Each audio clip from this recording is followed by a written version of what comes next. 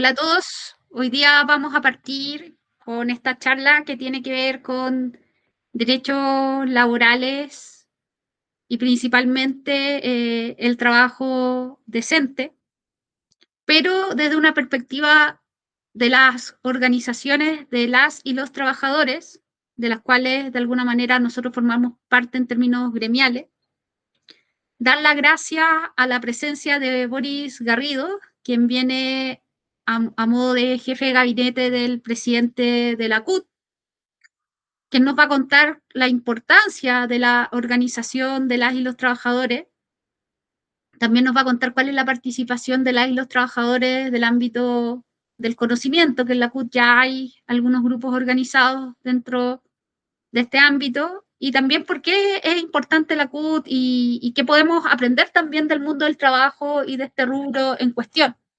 Entonces, es importante hablar de un concepto clave que yo lo voy a repasar aquí muy en lámina, muy rápido, como para introducir el concepto de trabajo decente, pero después Boris nos va a contar la aplicación práctica, cómo se defiende el trabajo decente, cómo se organiza la gente, eh, y cómo de alguna manera nosotros podemos actuar de manera colaborativa para poder alcanzar nuestros objetivos.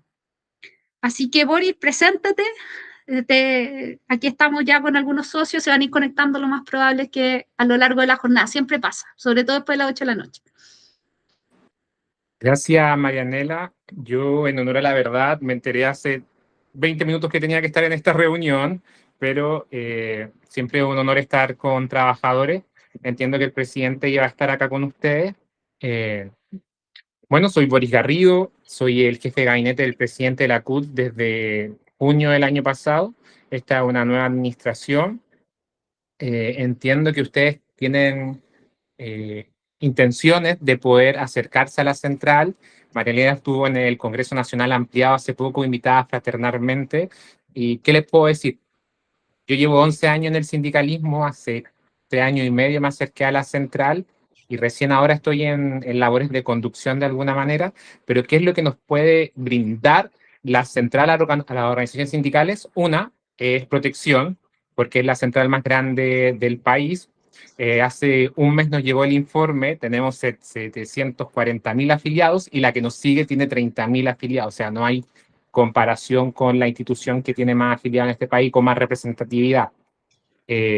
Nosotros tuvimos una reunión con el presidente, con parte de su directiva, y yo creo que más de lo que nosotros podemos entregarle a ustedes, también el valor que ustedes nos pueden dar a nosotros como investigadores, como asociación, y trabajar de forma colaborativa, porque la central, muchos creen que solamente se preocupa del salario mínimo o se preocupa de lo que está en boga ahora, que es el aumento del salario en el sector público, la llamada negociación del sector público, mesa del sector público, pero los ámbitos de acción de la central van mucho más allá. Van en investigación a través de la fundación que tenemos, es Fundación Fiel, se hacen escuelas sindicales, también tenemos distintas secretarías donde vemos desde el medio ambiente, transición justa, la vicepresidencia de la mujer, diversidad sexual. Lo que tenemos todos los seres humanos es que en algún momento vamos a estar en el mundo del trabajo. Entonces, en cualquier ámbito donde haya trabajadores, la central tiene presencia.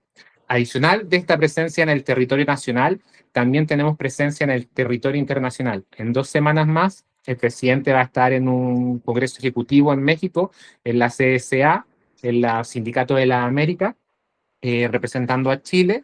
Y también tenemos representación claramente en lo que es Ginebra, en OIT, también en la TUAC, si no me equivoco que es el nombre correcto, que es los trabajadores que forman parte de la OCDE. No sé qué más podría contar, Marianela, que les podría interesar a, No, a los está chicos. No súper. los quiero marear, pero lo que quiero que sepan es que hay un montón de ámbitos de acción y la central siempre está. Nos encantaría tener mayores profesionales que nos pudieran ayudar, y cuando se acercaron ustedes con nosotros y nos comentaron esta intención, nosotros creemos que más de lo que nosotros podemos ofrecerles, que es protección, visibilidad y un montón de otras cosas, es lo que también podemos hacer y trabajar de colaboración conjunta. Ahí nos explicaban que a veces ustedes tienen las ganas de poder hacer ciertas cosas, pero le faltan instrumentos de laboratorio, nosotros se los podemos también gestionar y empezar a hacer políticas públicas desde esa área que es la área de investigación que tienen ustedes. Muchas gracias, Boris. Nosotros hemos tenido este acercamiento a la CUT y también con otro tipo de organizaciones sindicales, pero quizás la más relevante acá es la CUT, por el peso que tiene, la historia que tiene y también por el impacto que tienen las políticas públicas. De la CUT han nacido varios proyectos de ley. Hay que plantear lo que fue el proyecto de 40 horas, que se armó una coordinadora de 40 horas, lo que fue una pelea que se vivió hace unos años atrás, donde yo estuve metida, que fue la del Estatuto Laboral Juvenil, también se dio a través de este tipo de espacios. Entonces, todo lo que tiene que ver con reformas o modificaciones laborales, la CUT pesa en términos legales. Generalmente en los proyectos de ley en el ámbito laboral, a diferencia de otras áreas, nacen de abajo hacia arriba. Generalmente son los mismos trabajadores que proponen ciertas problemáticas que hay que ir modificando y de a poco se van convenciendo algunos parlamentarios y se van generando políticas públicas. Ahora, los cambios laborales no son rápidos.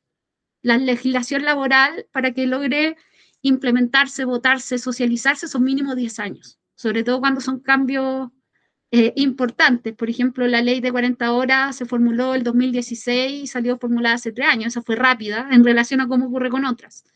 Pero son cambios de largo aliento, que acá hay cierta fuerza social y por eso es importante tener esta alianza, porque no seríamos solos, porque generalmente cuando los investigadores empujan cosas, también nos estamos enfrentando a veces con colegas o con otro tipo de actorías que están involucrados dentro del área.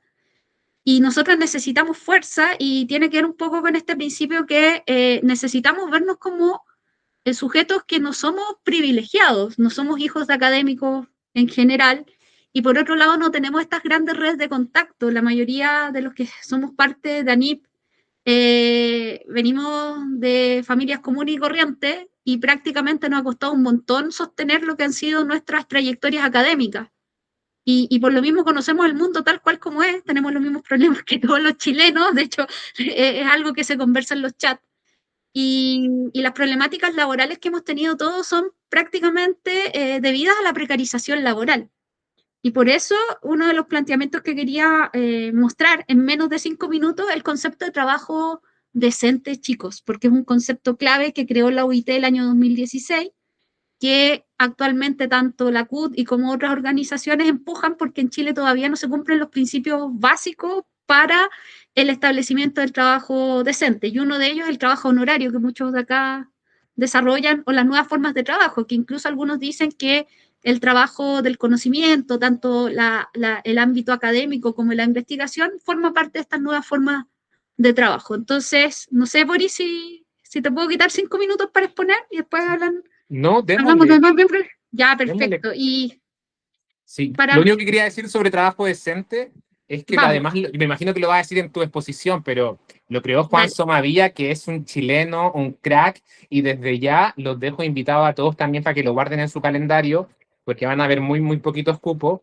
El 4 y 5 de marzo va a haber un congreso internacional en la central, Buenísimo. eh, sobre negociación ramal, también es parte de gestión y lo estamos creando junto a España, que es Bien. Comisiones Obreras, y quien va a inaugurar este congreso, a propósito de tu presentación, por eso te quito 30 segundos, va a estar Juan Somavía ahí y posiblemente también va a estar el presidente Gabriel Boric en la última gran acto con la central. Muchas gracias, Boris, por la invitación y sobre todo que nos invitara a todos los miembros de la organización. Bueno, hay que plantearlo acá, no todos son de Santiago. A todos los Eso que sí. están conectados, Sí, claro. Marianela, Entonces a los quizás que la están pregunta, conectados, a no, los que están conectados, sí, bien, a los no que están puedo, conectados. sí, Ya, perfecto. Los que están conectados tenemos socios y socias que son de la octava región, si no me equivoco, Carolina es de la octava y Claudia también. Entonces, no todos son de Santiago, Julio está entre la octava y la sexta, es un tema ahí. Así que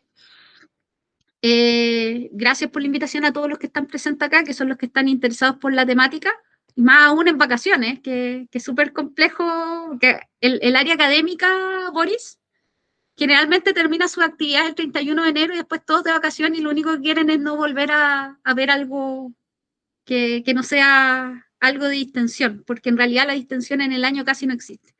Entonces, me quiero ir al concepto de trabajo decente muy rápido, en 4 minutos, que tiene que ver, que nace de la Agenda 2030 del año 2015, el mes de diciembre del año 2015 se juntan en la ONU, donde se establecen objetivos a nivel transversal para toda la ONU. Y uno de esos objetivos, el número 8, es trabajo decente y crecimiento económico. El concepto de trabajo decente nace del concepto de trabajo digno que se impuso el año 1966, pero acaba acompañado de crecimiento económico, sobre todo porque el ámbito laboral y lo que es la agenda ONU se mide tanto desde un punto de vista tripartito, trabajadores, empleadores y también lo que estarían siendo los estados. Y dentro de este marco, el crecimiento económico se supone que ganan más las empresas, pero por lo tanto pueden distribuir mejor los ingresos. Aspecto que igual podemos debatir, cuestionar, sobre todo en un contexto de pandemia donde lo que no hay es un crecimiento económico de carácter sostenido, incluso hay problemas de definición de este crecimiento económico, pero eso es un debate mayor. Y acá está la definición de trabajo decente. Trabajo decente significa oportunidades para todos de conseguir un trabajo que sea productivo en proporciones, y unos ingresos dignos, seguridad en el lugar de trabajo, protección social para las familias, así como mejores perspectivas de desarrollo personal e integración social. La continua falta de oportunidades de trabajo decente, la insuficiente inversión y el bajo consumo producen una erosión del contrato social básico subyacente en las sociedades democráticas de derecho a todo compartir el progreso. En el fondo, este concepto nace para que se distribuyan de mejor manera los recursos y sobre todo que permitan mejor calidad de vida, que se reconozcan los derechos laborales, considerando que el derecho laboral es algo que nació el año 48. Entonces, el camino hacia el trabajo decente, el crecimiento económico, es súper complejo, porque si hay algo que ha caracterizado el neoliberalismo es la flexibilidad laboral, como los trabajos honorarios, los empleos por hora, que son muy comunes en nuestra área, que de acuerdo a la encuesta que hicimos nosotros a través del Parlamento el año 2024, es un 57% de los doctores tiene este tipo de trabajo. Entonces, hay una precariedad laboral, hay falta de oportunidades, y por último, generalmente los más desfavorecidos son el empleo juvenil, y hay una universalización también de la educación superior que ha llevado a este tipo de elementos. Entonces, en general, el concepto de trabajo decente toma los conceptos previos que se han ido acordando en términos de los derechos humanos. El trabajo decente toma los conceptos de humanos, sobre todo el artículo 24, 23 y 24 del nacimiento de las Naciones Unidas, sobre todo lo que fue la Declaración de los Derechos del Hombre y del Ciudadano. Y se interponen los siguientes desafíos. Por ejemplo, tener un empleo que permita salir de la pobreza, un contrato social que no erosione, que permita lo que estaría haciendo cierto nivel de seguridad social. Entonces se toman los derechos humanos, se van a tratar de que se cumplan y que los empleadores también los cumplan y que los estados sean los garantes de que se cumplan los elementos mínimos para establecer que el trabajo sea un derecho humano. Pero eso ha costado mucho, más aún con el trabajo precario, sobre todo ahora que han nacido los trabajos de plataforma o el boletariado en nuestra área, que se acrecienta cada vez más, sobre todo los más jóvenes, la mayoría está contratado con boleta honorario. Entonces está el derecho a la seguridad social, al descanso, al derecho al trabajo y una justa retribución. Y de hecho, uno de los derechos que son los derechos a vacaciones. Entonces, el año 2019 nació una Comisión Futuro del Trabajo y se evidencia que falta una garantía mínima de que se cumplan los derechos laborales y sociales y sobre todo la seguridad social, incluso el derecho al descanso, porque con boleta honorario no te pagan las vacaciones. Bueno, eso muy rápido, chicos, considerando que estamos en una presentación como para ver el contexto de dónde nace el concepto de trabajo decente, que es el concepto que está implementando la OIT. La OIT es la Organización Internacional del Trabajo, que nació el año 1919, que nació junto con la Sociedad de Naciones. Después de la Segunda Guerra Mundial volvió a formar parte de un organismo internacional, ahora de la ONU. Pero dentro de ese marco es súper importante, chicos, que asumamos el concepto de trabajo docente, porque es la única forma de vincularlo a los derechos humanos. Y está vinculado también a lo que están tratando de defender los organismos internacionales, porque estamos viviendo en la época de la precariedad laboral. Y la precariedad laboral es todo lo contrario al trabajo decente. No hay seguridad social, si trabajas honorario no te pagan las vacaciones, y por lo mismo es importante hablar de cómo estamos viviendo esas precariedades laborales y qué es lo que deberíamos hacer nosotros para poder alcanzar un trabajo decente. ¿Qué es lo que se buscaba en la Agenda 2030? Que es muy difícil que se cumpla más en este contexto por pandemia, pero lo importante es escucharlos. Y eso, aquí Karina, Rodrigo, quizás pueden agregar algo más. ¿Boris? Sí, yo te envié por WhatsApp y Dale. una breve tesis que hice sobre el trabajo decente para que después lo puedas compartir con los compañeros, Buenísimo. pero tiene 4 pilares el trabajo decente. Uno es la creación del empleo. El segundo es la protección social, que los trabajadores honorarios sabemos que no la tienen, la están teniendo ahora de una forma aumentándole el impuesto, pero también quitándole su propio salario de lo que es la retención de la boleta de honorario, que es muy injusto. Todos sabemos que además la mayoría de las boletas de honorarios se dan dentro del Estado. También derechos del trabajo y diálogo social. Esas son las 4 patitas del trabajo decente. En Chile, en 2019, se creó el Observatorio de Trabajo Decente, pero se creó hasta ahí nomás, porque después dejó de funcionar. Entonces, no hubo una métrica directa con respecto a eso. Y lo más el ámbito más importante que tenemos actualmente en el pilar 4, que es el diálogo social para el trabajo decente, es el Consejo Superior Laboral, donde se junta la CPC, en este caso con Susana Jiménez, se junta la CUT con José Manuel Díaz y 2 representantes más, y se junta el Ministerio del Trabajo y van viendo todas las políticas públicas del trabajo en esta comisión, pero también se creó una subcomisión que es de minería. Y así se pueden ir creando y abriendo espacios donde cada uno de nosotros pueda ir debatiendo las ideas que legítimamente cada uno de nosotros los actores defienden. Buenísimo, Boris. Y también contar un poco que, más que nada, esto, más que profundizarlo, considerando los tiempos, era más que nada la definición para que nosotros podamos mostrar nuestra precariedad que va en el sentido contrario a este concepto, que es muy elemental, muy básico, muy tripartito. En otros países lo consideran que casi un piso mínimo, país vecinos que están todavía, no sabemos si le van a quitar los derechos laborales o no. No es un concepto que guste mucho, pero acá en Chile se hace sumamente necesario, porque acá estamos acostumbrados a niveles de flexibilidad laboral gigantes. Pero yo creo que es súper importante de esta posición de que somos trabajadores, de que somos precarizados y que no tenemos la red de contacto y que no somos hijos de personas que toman decisiones, organizarnos y ser como más intencionados con esto. Así que yo desde ya agradezco a Boris sus palabras. Creo que podemos aportar mucho desde esta asociación y gracias también al resto de la directiva que nos ayudó a hacer este contacto. Lo encuentro súper potente. Sí, nuevamente las gracias, Boris. Vamos. Sí, escuchar eso me da rabia o siento vergüenza por nuestro país, que no valoremos la gente que estudia, la gente que da su conocimiento, su tiempo, para que nosotros podamos vivir de alguna manera mejor. Comentarles también que para nosotros como central sería un sueño poder tener una secretaría de investigación y poder contar con un laboratorio y que desde la central exista la investigación. Nunca ha sucedido. El día 14 de febrero acá se va a celebrar en Santiago, se celebran los 73 años de la Central Única de Trabajadores, la antigua. La celebración va a ser el jueves 12. En la CUT, por si quieren ir también, es abierto. Pero en estos 73 años de historia, ustedes saben que en la dictadura nos quitaron la personalidad jurídica, nunca existió esta secretaría. Entonces sería un hito tremendo que ustedes entren y que ustedes la lideren. Acá en la central, no porque no seas electo, no hayas sido parte de los 45 titulares y 15 suplentes que son los consejeros que llevan la administración de la CUT, no quiere decir que el resto de dirigentes sindicales o de personas trabajadoras pueda aportar en la secretaría. Acá es completamente voluntario el trabajo y si la gente quiere aportar, nosotros lo recibimos muy bien. Muchas gracias, Boris, por tus palabras. Y aquí le contamos a los socios que tuvimos la segunda semana de enero una reunión de directiva con la CUT.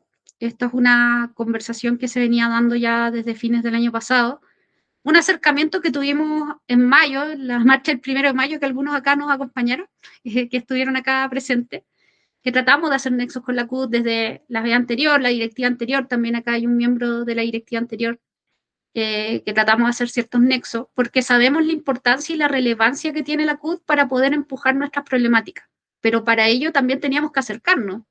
Nosotros no somos como el mundo académico de hace 10 años atrás, donde prácticamente la mayoría después llegaba a trabajar con contrato estable a su trabajo y prácticamente en un cargo con contrato indefinido. Esas condiciones se han ido precarizando al igual que en gran parte del mundo. Muchos de nosotros hemos trabajado con boleta honorario, de hecho, después les voy a pedir que nos tomemos una foto, pero lo honorario está prevaleciendo, o sea, de acuerdo a nuestros análisis y encuestas que hicimos de caracterización social y laboral de los trabajadores del conocimiento, alrededor de un 30 o 20 y tanto por ciento trabaja con boleta honorario, que es mucho más que en otros rubros y en otras áreas, y que es súper dramático.